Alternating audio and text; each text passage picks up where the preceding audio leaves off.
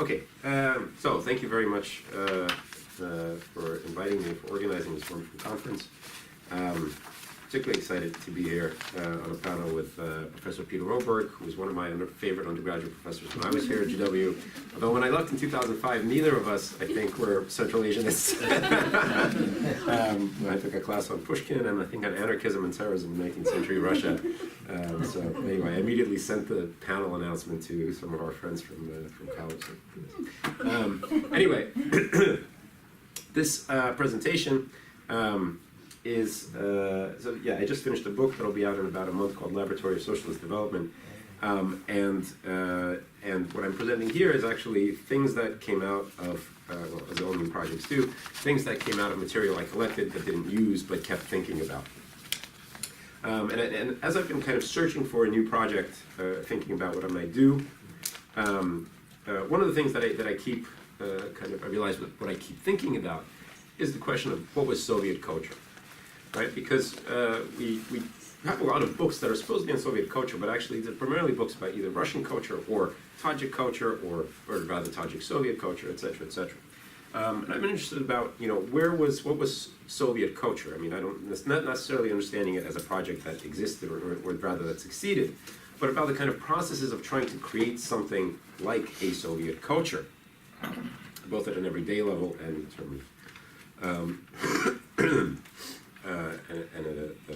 terms of high culture, and then thinking about where the contradictions of this project. Well, my starting point from the paper was actually something that I kept hearing, or versions of a story that I kept hearing during the oral history part of my work, which had to do with the famous poet Mirsoto Sonzadeh in the kind of group of people who were important for Soviet outreach to the Third World. He may have been second to Rashidov, or maybe even more important than Rashidov, because he was a Tajik poet. He was also the secretary of the All-Soviet Union of Writers. He was also involved in the Soviet Committee for Solidarity with the countries of Asia and Africa. He also traveled to a lot of the same places that Rashidov traveled, and so on and so forth. But there are various versions of this story that's in the written version of the paper about his daughter marrying a non-Tajik, marrying a Russian, or some different version that I heard was a Russian Jew or a Russian. It seems to have been a Russian of Ukrainian origin, actually. But in any case, this story always came up in a very specific context, which is when I would be talking to highly educated women who had made quite a good career, and usually in the intellectual and creative sphere in Soviet Tajikistan, and who had mentioned that they had the opportunity to study in Moscow rather than in Dushanbe, but hadn't been able to do it. And I would always try to find out why. Right? What was it that stopped you? Was it your father? No, father was actually, for some reason, all these stories, the father is always the kind of figure who says, yes, you should go, and it was always the mother. And eventually they would get exasperated and say, well, we all know what happened to Tursunzadeh's daughter. Right? So this was the kind of story, and then there were different versions about what actually happened to her, which I'll come back to. The most vivid one that I heard from the oral histories was actually one of the last interviews I conducted in Brooklyn, where it randomly turned out that my mother was teaching the daughter of a fairly well-known Tajik writer, was teaching her drawing, and I interviewed that family. And they had a story about their father visiting Tursunzadeh and drinking tea with him and discussing literature. And all of a sudden, the son-in-law appeared in his underwear at Tursunzadeh, was really embarrassed and said, "Well, I guess you see this is what happens when your daughter marries a Russian." So that was kind of the starting point for this paper. In trying to understand what was behind this story, and it got me thinking about notions on the one hand of culture and culturedness in a Soviet context, in a Russian context, kulturность and kultura, but also words that Tajiks would use to describe people they admired, particularly the word Adab, and its connection to the preoccupation of most of the people I'm talking about here, right? These creative intellectuals, philologists, and so forth, which is Adab, right? Literatura Adabiyot. And to think about whether there's a connection between these terms, right? Now, a connection is not, there's Sonzadeh. Here he's meeting workers from the Nurek Dam, which is kind of at the heart of my hard on my project. But anyway, these terms, of course, have a very different origin. The notion of adab comes from Islam, right? And it's about the internalization of the norms of Islam and also the relationship to God. But it's also not just about that, at least according to the secondary literature, right? I'm not an expert. It also does, in some cases, get used for specific groups, for specific professions or specific social groups, right? And then norms of behavior there. More interestingly, I think, in the late 19th century, according to Adib Khalid and several others, among some of the reformist intelligentsia in Central Asia, Jadids, the term already starts getting used a little bit differently. So some of the kind of religious or overtly religious aspects of adab are kind of losing importance, but a new kind of set of characteristics that kind of together makes up what is important cultural and social capital is being formed. And it has some of the older characteristics, but also some new ones. And that, I think, then gets carried over into the Soviet period, and I'll talk about that in a minute. Now, what about Kultura and Kulturность? Kulturность, of course, culturedness, is an obsession of the Russian intelligentsia of the late 19th century, which is worried about a number of things. It's worried about the peasants who are flocking into the cities and behaving in a very village-like way on the one hand, but it's also worried about the crass consumerism that, of course, appears with early capitalism, and, of course, the Russian intelligentsia's own obsession with its obligation to the nation, what it has to give to that nation and teach it, and so on and so forth. And that also gets picked up in the Soviet period, transformed in certain ways, and becomes a part of Soviet culture and practices. I would venture to say that what happens in the Soviet period in Tajikistan, and probably to a broader extent in Central Asia, is that for this intelligentsia that decides to work with the Soviet Union, whether they're completely with the Soviet project or not, one of the things that makes it possible is that their version of adab and their interest in adab kind of overlaps very nicely in many cases with the obsession with kulturность and with kultura. Not in the sense that the actual characteristics always align, but rather than the sense that they have a project that they see as carrying out on behalf of, or acting on what they see now as the Tajik nation or the Uzbek nation, right? And the Soviet Union, because it sets this up as a priority, provides the resources to make this happen. But also, in a more personal sense, what allows, in some cases, intellectuals from Central Asia to kind of have a very close, I think, in some cases at least, relationship with Russian or Russian Jewish or European, let's say more broadly, intellectuals, is the fact that this new version of adab does link up in some nice ways with notions of kulturность.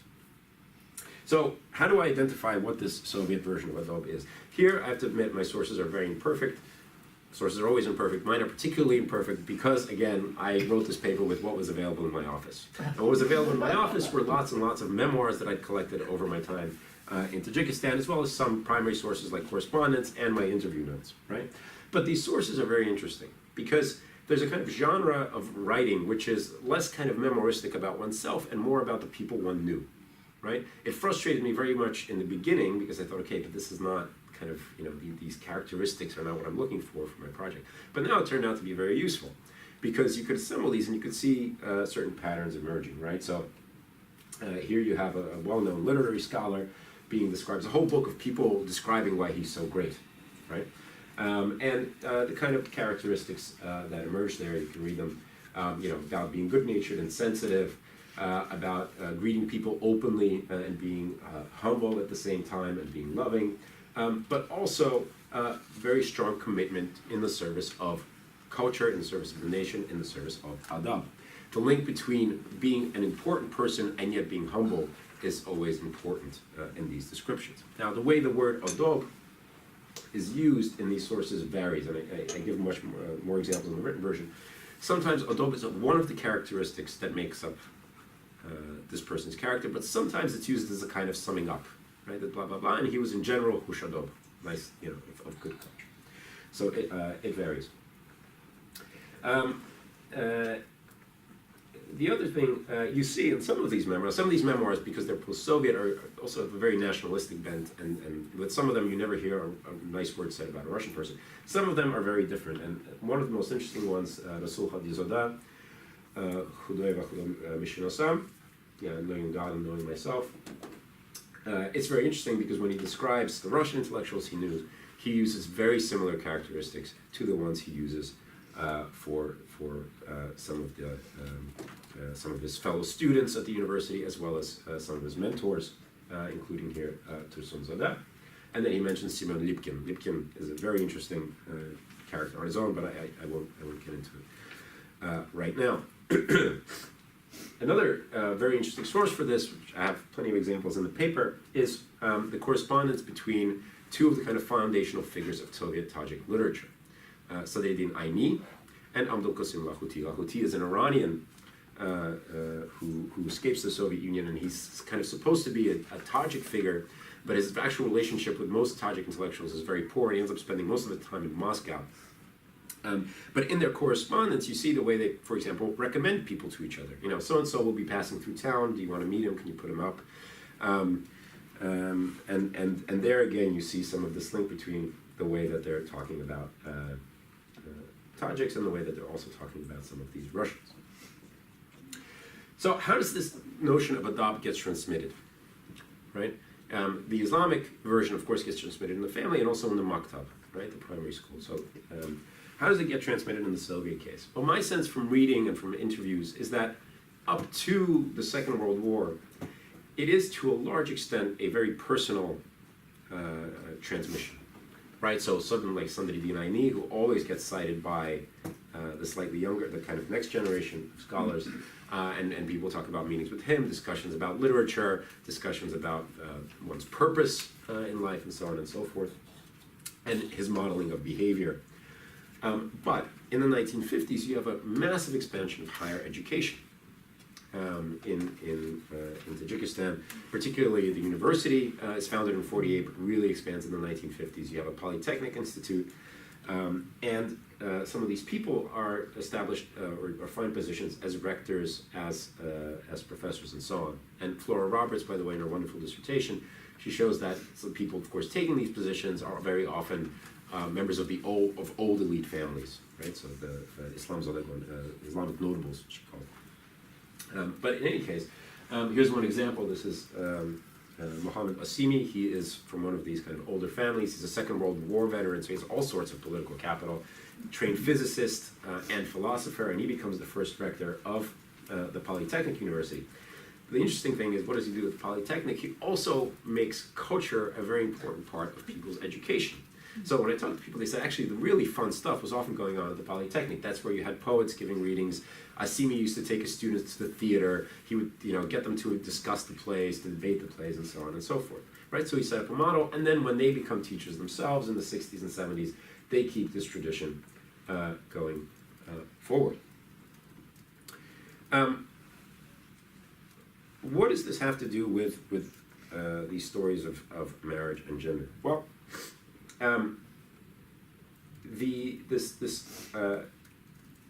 these new kind of standards of culturedness and participation also, I think, extended to women. And it's interesting to see how this was kind of hashed out in the 1920s and 1930s. And I have this great example from the correspondence between Ayni and Lakhuti. I give a fuller account in the paper again, where Ayni apparently had taken Lakhuti's sister to the theater and had gone into some difficulty to get tickets, but they ended up sitting with the party leadership. And afterwards, they get invited to a reception. And the sister doesn't want to go. And she says she's not feeling well, but when the party secretary personally comes to inquire why that happened, she just looks down and doesn't answer him. And Ayni is very upset about this. Lakhuti says, yes, it's bad, but this has to do with her understanding of Adab. Ayni writes back and says, no, this was a very cultured European, right? You can't appeal to Adab in this case, right? It turns out, yes, she was sick, but to put your, to lower your eyes and not to respond, that's shameful, right? So here notions of shame and notions of culture are almost reversed from the older kind of understanding of Adab. And as we get into the post-war period, what you see is that there is a lot of emphasis on women participating in this new kind of culture that's forming among this intelligentsia in the Soviet period. This is a picture that I love, I found in the archives. It's obviously very staged. It's Stanisława Kimova, very interesting character in her own right. She's one of the first women doctors trained in Tajikistan. She becomes a very important figure in public health, very important, controversial figure during Perestroika, for, among other things, first pushing for family planning, and then taking a very nationalist turn in 1991 and after. But what's interesting here, of course, is that she's modeling this idea of modern Tajik Sovietness, right? The family kind of sitting around together, wearing very modern cut dresses, but at the same time using the Tajik print and so forth. What I think is even more interesting is that among men, the notion that women should be, among these men, right? The notion that women should be a part of this life became quite internalized. And one example comes from somebody who I interviewed on a number of occasions, because he was also initially my Persian teacher, but also a veteran of Afghanistan, Marcus knows. But one of the most interesting things he told me was about, he was not originally from the intelligentsia. He was somebody who came up, who's kind of, socially mobile young man from Ujan, got into the university with some difficulty, and then his father wanted him to get married, and he resisted, finally agreed to marrying a girl from the village, but he insisted that she go to university. She did not want to, right? She was quite happy playing a more traditional role. He insisted that she go to university. He pushed her, seemingly against her will, to study, helped her with all her exams, etc., etc. Well, why would he do that? I mean, yes, maybe he genuinely believed, probably did genuinely believe in equality and so forth. But I think more, beyond that at least, there's also this aspect of his own social mobility was connected to having the right kind of wife. And the right kind of wife for somebody who wanted to move in these circles was not somebody who stayed at home and took care of the children. Because now, to be cultured also meant to go to theater together and to be a mixed company when discussing literature and so on and so forth. Yeah? Okay, I want to get back to the story of I want to get back to the story of Tursun Zoda's daughter, right? Because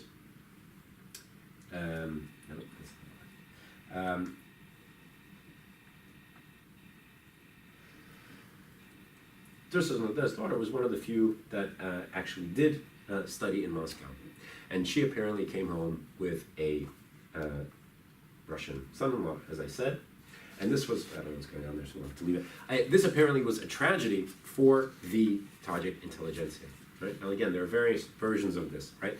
I have a whole bunch of examples from a memoir of one literary historian where he talks about how rude Anushenka was. Her husband goes on to teach at the university, how rude he is, how he's basically racist against Tajiks, horrible things that he says, how they boycotted his classes and got a different teacher to come in. And so on and so on, but also how all the students were in love with Tursun Zoda's daughter and wanted her to leave this Russian and marry them, and her girlfriends tried to convince her, but of course her father is the face of internationalism.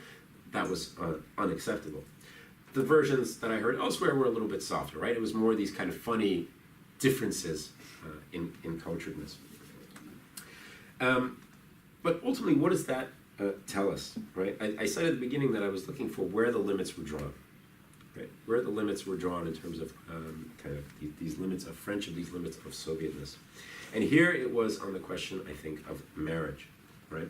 Now, it was not all that unusual for men to take Russian wives among the intelligentsia. Right? Lahuti had a Russian wife. Ulugzadeh, the playwright, had a Russian wife. Quite a number of them did. Of course, we know that in Islam it's more accepted, and not just in Islam, to have a wife from outside the religion. Right? But here's something else is going on. What is a Russian wife in a Soviet context? A Russian wife is a translator. A Russian wife helps you negotiate the bureaucracy. A Russian wife helps you establish links. Yeah? Helps you negotiate. Yes, there is the risk of breaking transmission, right? And some of the intellectuals in the late 80s are going to worry about this, right? And they're going to say, then everything falls on the man to teach the son or the daughter Tajik, etc., etc. But nevertheless, the benefits outweigh these kind of costs. But a Russian man, cannot be trusted, ultimately, to carry on these notions of adab. That's where, in this case, the break comes. Okay, sorry about that mess up at the end. I want to give it over to